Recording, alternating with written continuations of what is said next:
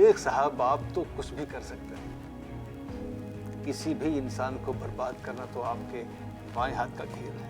ईंट का जवाब ईंट से और पत्थर का जवाब पत्थर से।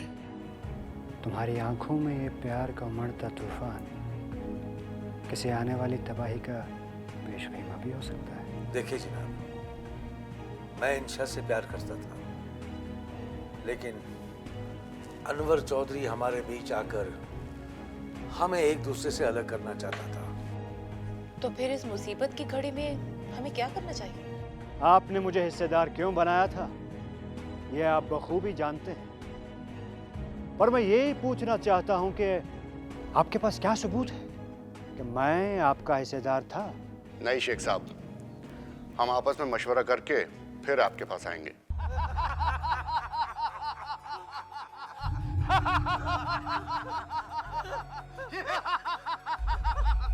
मैं तुम्हें जिंदा नहीं छोड़ूंगा। मैं तुम्हारा खून पी जाऊंगा। आखिर आप लोग मेरी जान क्यों लेना चाहते हैं? क्योंकि तुम जासूस हो, जासूस।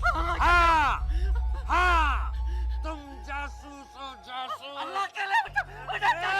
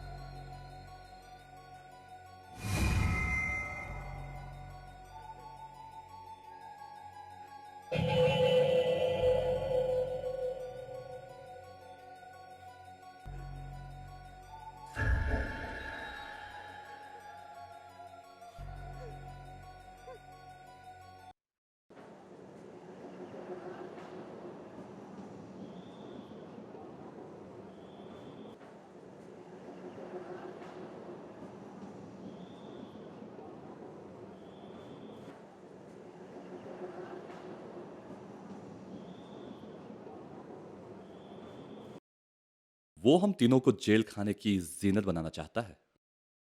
अगर किसी वजह से तुम दोनों लालच में आ जाते तो हमारा सब कुछ धरा का धरा रह जाता। अब क्या सोचा तुम लोगों ने? ऐसे इंसान को सबक सिखाने के लिए हमें कुछ न कुछ तो सोचना ही होगा। सबक तो उसे सिखाना है, लेकिन बड़ी होशियारी के साथ। कल थाने का मुझसे पूछ रहा था कि एसएचओ साहब हमसे इस बैग के बारे में कुछ पूछताछ करने वाले हैं। पूछताछ यही होगी, जो पैसा चोरी हुआ है वो शेख नासिर के पास कैसे आ गया। बस यहीं पर हमें शेख नासिर का बेड़ा गर्क करना है। हालात को कुछ इस तरह से पुलिस के सामने पेश करना होगा कि हम तीनों इस मामले से साफ बच निकल सके और शेख नासिर बर्बादी के अंधे कुएं में गिर जाए। बिल्कुल सही। बिल्कुल सही। अनवर, परेशानी में तो सब्र और तहम्मुल से काम लेने की जरूरत होती है, और अब तो हर बात का खुलासा भी हो चुका है। अरे भाईजान, अभी पूरा खुलासा कहाँ हुआ है? अभी तो बस उस शेख नासिर का भला चेहरा सामने आया है। हमारी बर्बादी के पीछे किस आदमी का हाथ है, हम बस वही जानना चाहते हैं। मुझे ही लगता है कि इसकी सबसे बड़ी वजह है इंशा का कत्ल।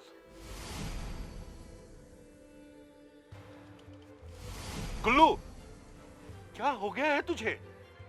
जा जा अपना काम कर।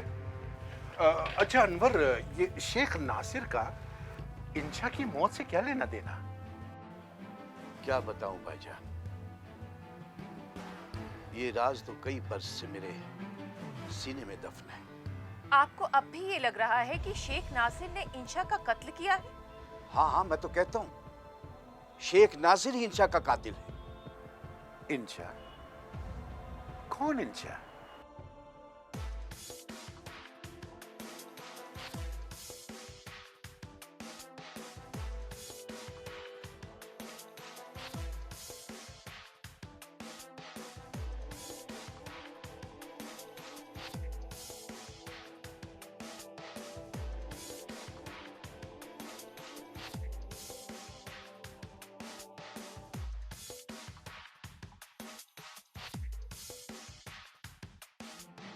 पुरानी बातों को भूलना बेहतर है,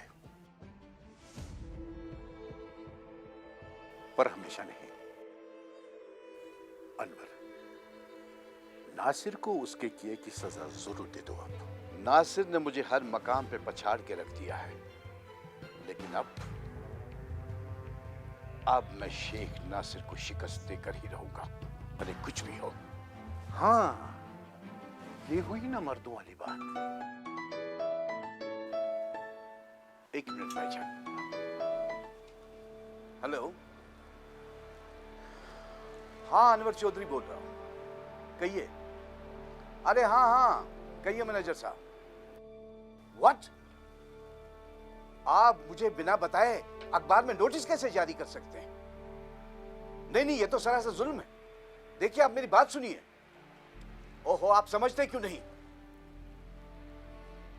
कानून नाम की भी कोई चीज होती है, आप ऐसा हरगिज नहीं कर सकते। लेकिन मैनेजर साहब, आपको किसी ने, देखिए देखिए, आप मेरी बात सुनिए, आपको किसी ने गलत बताया है। मेरा तो सारा पैसा रुका हुआ है। जी ठीक है ठीक है, चलिए मैं खुद ही आपके, नहीं नहीं, मेरा मतलब मैं खुद ही आपकी खिदमत में हाजिर होता हूं। जी जी जी।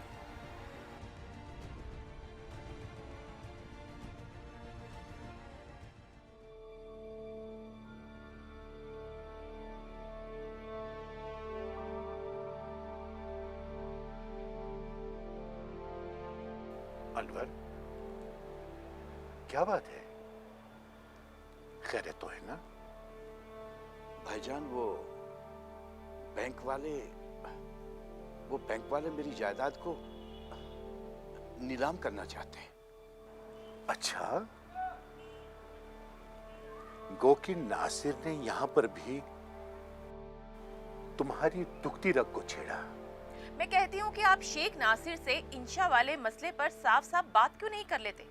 क्या क्या कह रही है तुम? क्या मैं कातिल से बात करूं? वो भी तो आपको कातिल ही मानकर बर्बाद करने पर तुला है। इसका अंजाम क्या हो सकता है? तो फिर कातिल कौन है? कुछ भी समझ में नहीं आता। अरे भाईजान, आप खामोश क्यों हैं? आप तो बताइए कुछ। हाँ, वो मैं भी सोच रहा हूं, आखिर कातिल कौन हो सकता है?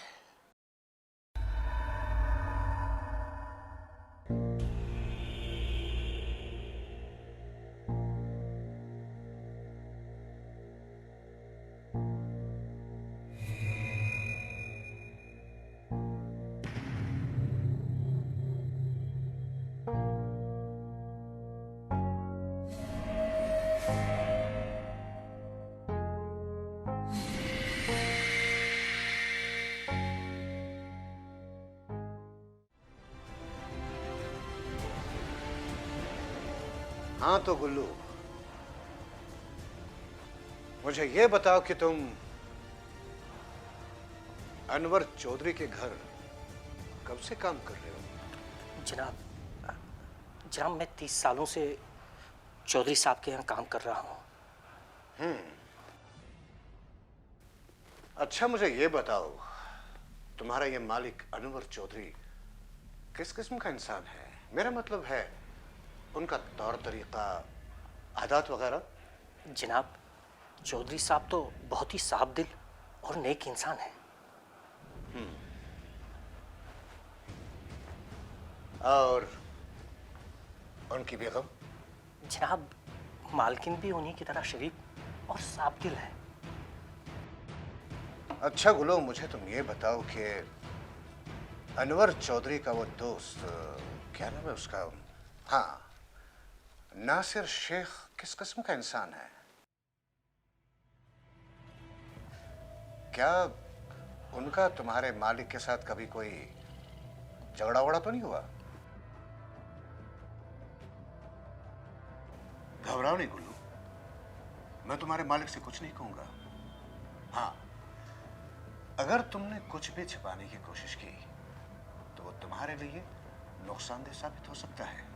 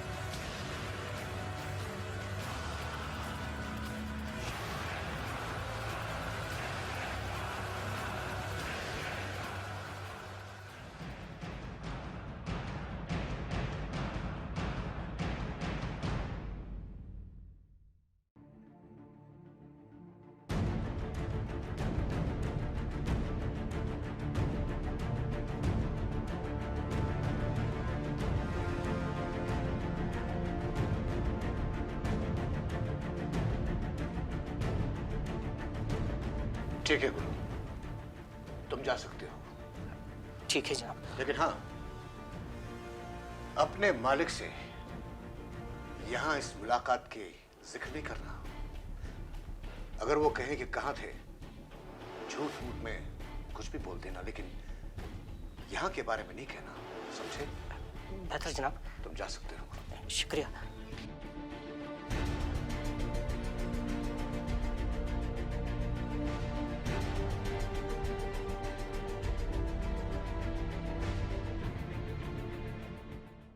नहीं नहीं आजाद साहब, आप यूं मुझ पे इल्जाम नहीं धर सकते हैं। यह इल्जाम नहीं है ब्रिजमोहन साहब, ये हकीकत है। क्या करें, आज के इंसान पर पैसे का भूत जो सवार हो गया है। ओ, आपके कहने का मतलब है कि मैंने रिश्वत ली है, मैं बिक चुका हूं। बात तो ये तलख है, लेकिन मैं सच्चाई बयान करने में कभी भी रियायत नहीं बरतता। देखिए आजाद साहब, माना कि मैं दिल से आपकी इज्जत करता हूं, लेकिन इसका यह मतलब नहीं कि आप मेरे ही आपस में आके मेरी ही बेइज्जती करें।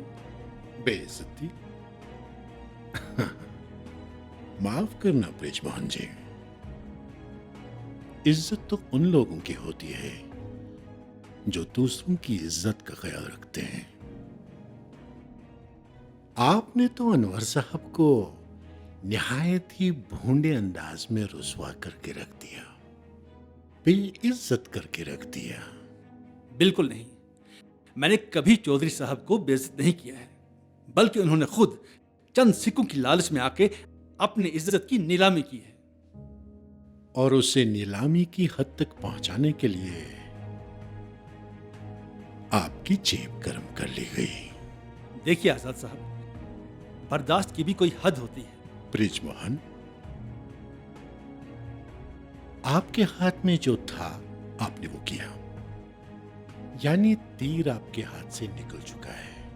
अगर आप ये सब जानते हैं तो फिर मेरे पास क्यों आए?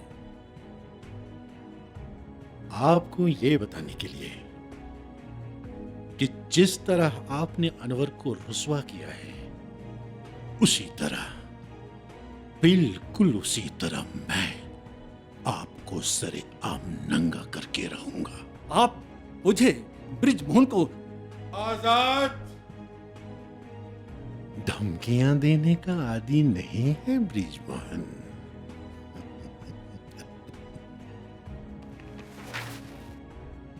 ये लीजिए, इस काम की जांच के लिए सरकार ने एक माहिर टीम तश्कील दी है। तो मैं मुझे जो लगा मैंने बयान किया। अब कमेटी को क्या नजर आता है वो कमेटी जाने और उनकी रिपोर्ट। आप चूक गए ब्रिजमोहन जी, पूरी तरह चूक गए। आपको लगा था कि आपकी राय हतमी मान ली जाएगी। आप खामखा बात को बढ़ा चढ़ाकर पेश कर रहे हैं। मेरे पास जो रिपोर्ट आई मैंने दस्तखत कर दिया।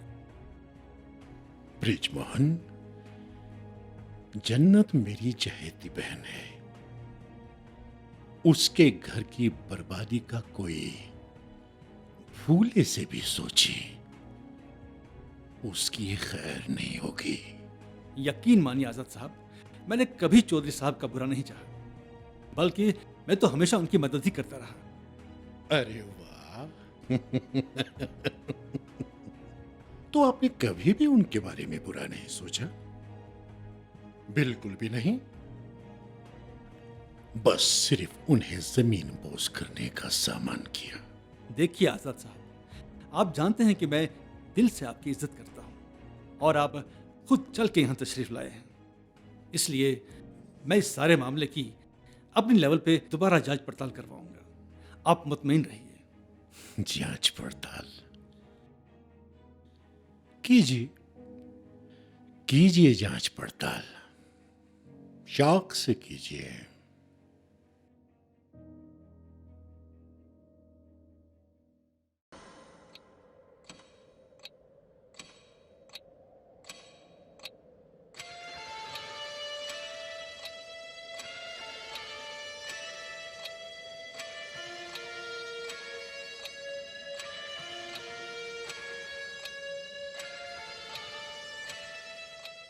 क्या सोच रहे हो गुल्लू? यही ना कि चंद सिक्कों के अवज़ तुमने नासिर शेख और अनवर चौधरी की जिंदगी जहन्नमज़ार बना दी। तुम कौन हो? मुझे नहीं पहचानते? मैं तुम्हारी ही आवाज़ हूं। तुम सच्चाई से क्यों भागते हो? आंखें खोलो और देखो कैसे नासिर शेख अनवर चौधरी के खून का प्यासा बन चुका है। और तुम? मैं मानता हूं मैंने गुनाह किया है। उस गुनाह का एहसास मेरे वजूद को झंझोड़ता रहा है, मगर मेरे तो बीवी बच्चे हैं।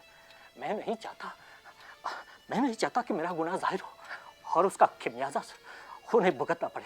अच्छा, यानी अपनी और अपनी बीवी बच्चों की फिक्र है। जो आग तुमने दो खानदानों के बीच लगाई है उसे कोई सरोकार नहीं। उसका हल वो जाने, मैं क्या कर सकता हूँ? अफसोस, कितने खुदगर्ज हो तुम। लेकिन ये बताओ, दिल पर ये बोझ कब तक लिए फिरोगे? आखिर कब तक?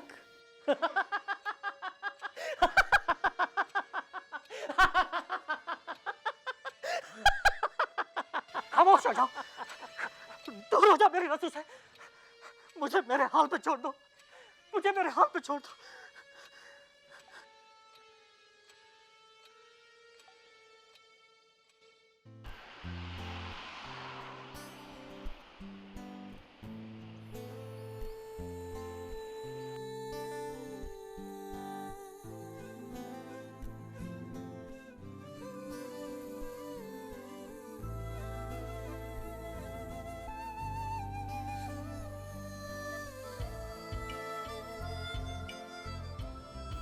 मैं अपने पापा को बहुत अच्छी तरह जानती हूँ। वो हमारे रिश्ते के लिए ना नहीं करेंगे। मैं तुम्हारे पापा को बहुत अच्छी तरह से जानता हूँ। लगता है आजकल उनके साथ तुम्हारे ताल्लुकात अच्छे नहीं हैं।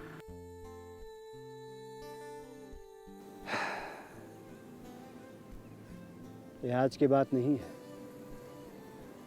ये एक बहुत लंबी कहानी है और ये कहानी सुनाकर मैं तुम्हारा दिल आज़ुर्दा नहीं करना चाहता था। दानिश, तुम्हें मेरी कसम, तुम मुझसे कुछ छुपा रहे हो। बताओ ना, क्या बात है?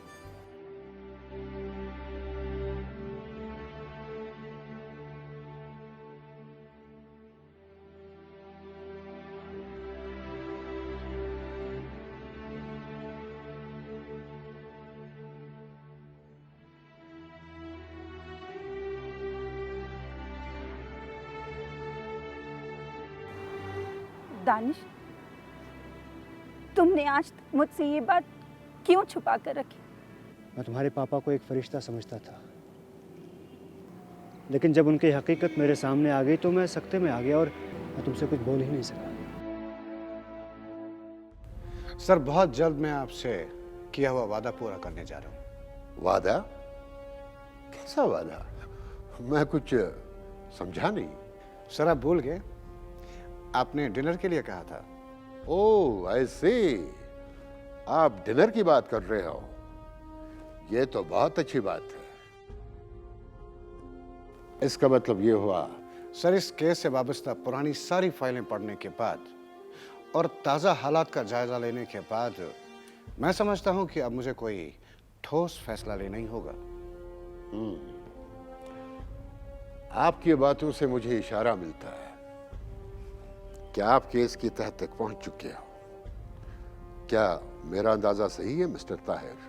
जी सर, लेकिन सर मैं चाहता हूं कि हमें जानबूझ के कुछ देर के लिए खामोश रहना चाहिए। वो क्यों? बस सर मैं चाहता हूं कि इस वक्फे के दौरान कौन क्या हरकत करता है हमें उस पर कड़ी निगाह रखनी पड़ेगी, ताकि आखिरी दाव खेलने से पहले किसी के बचने की कोई गुंजाइश बाकी ना रहे। खूब, बहुत खूब। सर मैंने जाल कुछ इस तरह से बिछा के रखा है जिसमें वो सब बजाते खुद एक एक करके फंस जाएंगे। फिर ना ही उन्हें कोई चालाकी करने का मौका मिलेगा और ना ही उनके फड़फड़ाने से उनको कोई फायदा होगा। Good, very good. मुझे आपसे यही उम्मीद थी और ये हमारे डिपार्टमेंट के लिए बहुत ही अच्छी खबर होगी। सर आपसे बस एक इल्तिजा है। हाँ बोलो, क्या कहना चाहते हो? सर मैं आपसे पहले ही कह चुका हूं कि उन लोगों की सियासी पहुंच को मद्देनजर रखते हुए मैं उनके पर पहले ही काट चुका हूं, लेकिन फिर भी वो अपने असर रसूख को इस्तेमाल करने की कोशिश करेंगे। तो सर इस दबाव को कम करने के लिए आपको उनकी ऐसी किसी कोशिश को टालना होगा ताकि हमारे काम में कोई रुकावट ना आ जाए। गुड, आपके बारे में जितना सुना था आप तो उससे भी 4 कदम आगे निकले। अच्छा लगा मुझे आपके काम करने का ये तरीका। गुड, छोटी सी छोटी बात को इतना संजीदा लेना और हर कदम फूंक फूंक कर उठाना, यही तो आपकी कामयाबी का राज है। Very good. अच्छा मुझे ये बताओ, वो जो 2 ऑफिसर। हाँ सर, इंस्पेक्टर करीम खान और इंस्पेक्टर असगर खान, शायद उनकी बात कर रहे हैं। हाँ हाँ बिल्कुल उन्हीं की बात कर रहा हूँ। उनकी वजह से कोई परेशानी तो नहीं हुई?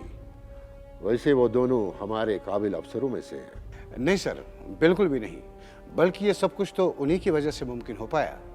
सर जितनी मालूमात मुझे उन ऑफिसर से मिली शायद ही किसी दूसरे ऑफिसर से मिल सकती थी।